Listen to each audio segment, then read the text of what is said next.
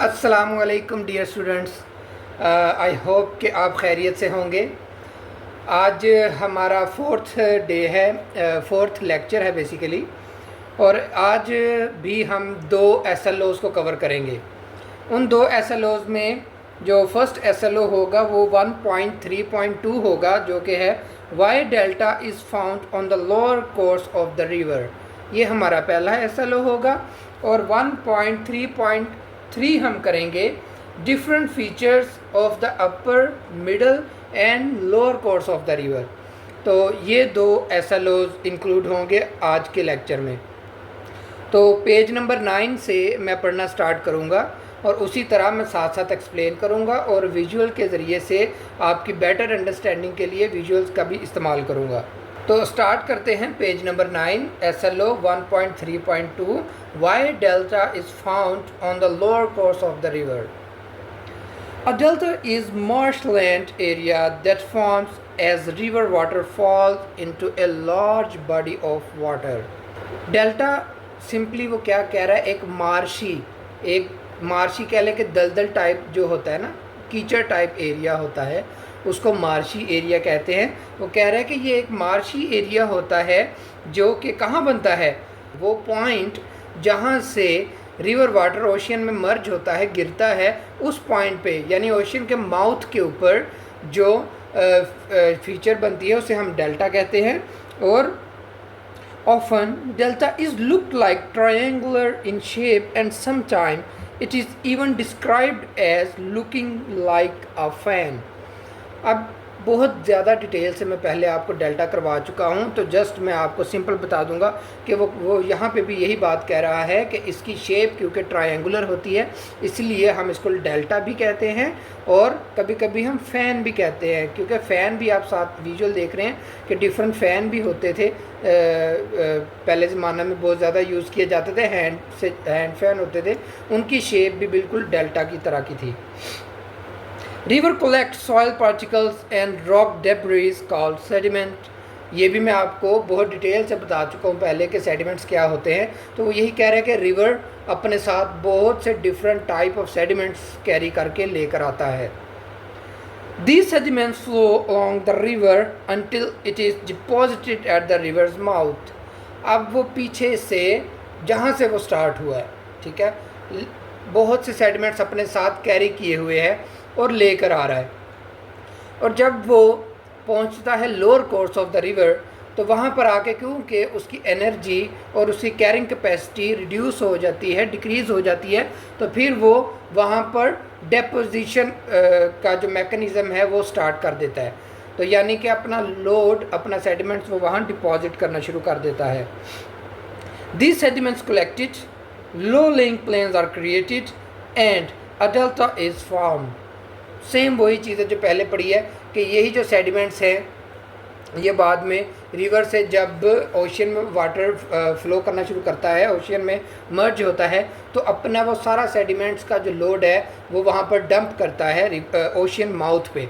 वहाँ पे डंप होने की वजह से क्या होता है कि एक मार्शी लैंड क्रिएट हो जाता है जिसे हम डेल्टा कहते हैं। Nile river falls into the Mediterranean sea. अब नाइल रिवर की वो एग्जांपल दे रहा है, वो कौन से सी में फॉल करता है, मेडिटेरेनियन सी में। Indus river fall into the Arabian sea and form delta respectively.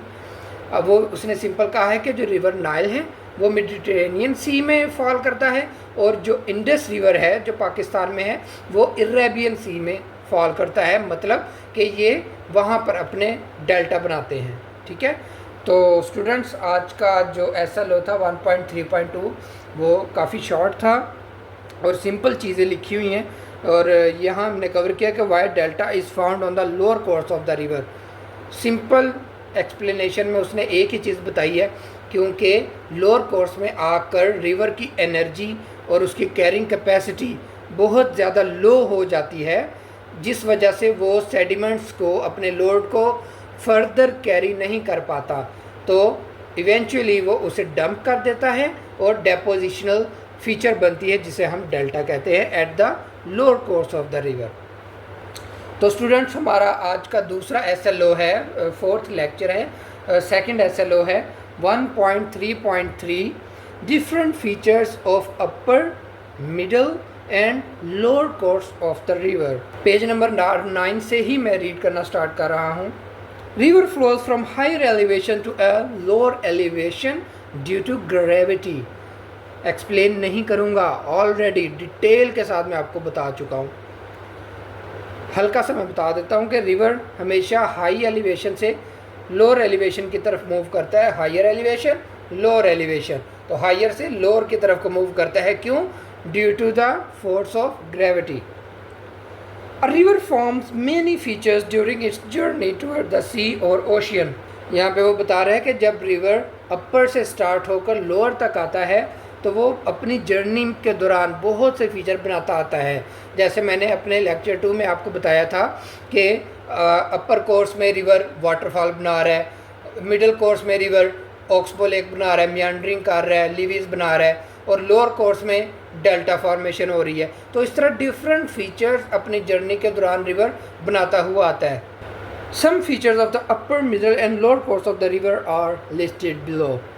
अब यहाँ पर नीचे आप देख रहे हैं टेबल में आपके साथ भी मौजूद है, और अगर आपने बुक ओपन किया तो बुक में भी आप देख सकते हैं कि डिफरेंट यहाँ कोर्सेज़ के रिवर फीचर्स दिए गए हैं, जिनमें जो अपर कोर्स ऑफ द रिवर है उस पर कौन कौन से फीचर्स आपको मिलते हैं। स्टीप साइडेड मिलती हैं। क्यों? क्योंकि हमने पढ़ा कि अपर कोर्स ऑफ द रिवर में जो मेन फिनोमिना हो रहा है वो इरोजन है, और उसी इरोजन की वजह से स्टीप साइडेड आपको मिलती हैं, क्योंकि वहाँ इरोजन हो रही होती है। फिर वी शेप्ड वैलीज़ हैं, वो भी इरोजन की वजह से ही बन रही हैं। रैपिड्स मिलते हैं आपको। Rapids is stair like structure होता है जो जिससे पानी डाउनवर्ड मूव करता है। मैं आपको साथ साथ विजुअल्स दिखा रहा हूँ सब फीचर्स के। वाटरफॉल्स हैं, गॉर्जेस है, गॉर्जेस भी सम टाइप ऑफ वैली, ठीक है। ओके, उसके बाद middle course of the river में आपके पास कौन से फीचर्स बन रहे हैं। यू शेप्ड वैलीज़ हैं। U shaped valleys basically glacier की मदद से जो ग्लेशियर जो वैलीज़ बनाता है उन्हें यू शेप्ड वैलीज़ कहते हैं, और जो रिवर वैलीज़ बनाता है उसे वी शेप्ड वैली कहते हैं। क्योंकि जब ग्लेशियर मूव कर रहा होता है उसकी मूवमेंट बहुत ज़्यादा तेज़ नहीं होती, तो इसी वजह से वो उसमें आपको वी शेप नहीं मिलती, ठीक है। वी शेप तभी आपको मिलेगी जब आपकी डीप इरोजन होगी, ठीक है, और वो कब होगी? आपके फास्ट फ्लोइंग वाटर की वजह से होगी, और क्योंकि ग्लेशियर में उस तरह से फास्ट मूवमेंट नहीं होती तो इसलिए वो वी शेप के बजाय यू शेप की, इस तरह से यू शेप की वैली बनाता है। मियांडरिंग डिटेल से आपको दिखा भी चुका हूँ, एक्सप्लेन भी कर चुका हूँ। Oxbow lake, flood plains, levees, ये सारे फीचर्स मैं डिटेल से आपको पीछे बता चुका हूँ। फिर उसके बाद lower course of the river है, इसमें आपको कौन कौन से फीचर्स मिलते हैं। वाइड फ्लैट बॉटम मिलता है, यानी कि जो रिवर बेड है वो आपको वाइड मिलता है, ठीक है। रिवर बेड यानी रिवर का जो फर्श है, रिवर का जो बेड है वो आपको वाइड, खुला, चौड़ा मिलता है। ओके, इसके बाद एस्ट्रे है। Ashtray basically partially closed ocean body होती है। फॉर एग्जांपल एक ओशन है तो एक लैंड एरिया डेवलप हो जाएगा, ठीक है, कोस्ट के ऊपर, जिससे वो ओशन वाटर जो है वो क्लोज हो जाएगा, थोड़ा सा पार्शली क्लोज हो जाएगा, ठीक है। और ये वो जोन होता है, ट्रांजिशन जोन होता है, जहाँ से रिवर इन्वायरमेंट यानी रिवर वाटर और ओशियन वाटर की आपस में मिक्सिंग होती है, ठीक है। अभी आपको इमेज में नज़र आ रहा होगा, यहाँ से आप थोड़ी सी हेल्प ले सकते हैं, देख सकते हैं कि मैं आपको क्या बताना चाह रहा हूँ। बाकी इंशाल्लाह इसको डिटेल के साथ बाद में पढ़ेंगे। और डेल्टाज मिलते हैं। तो स्टूडेंट्स, यहाँ पर हमारे दो SLO 1.3.2 एंड 1.3.3 कवर होते हैं। उम्मीद करता हूँ कि आपको अच्छी अंडरस्टैंडिंग हुई होगी और आपने ध्यान से समझा होगा इस लेक्चर को। अब आपकी ड्यूटी ये है, आपकी रिस्पॉन्सिबिलिटी है कि इन SLO से रिलेटेड जो आपको वर्कशीट दी जाएगी वो आपने सॉल्व करनी है और मुझे रिटर्न करनी है, ठीक है, ताकि मैं आपको एज ए प्रेजेंट काउंट करके सबमिट कर सकूं, ठीक है। तो ये आपकी रिस्पॉन्सिबिलिटी है। तो नेक्स्ट लेक्चर तक के लिए अल्लाह हाफिज़।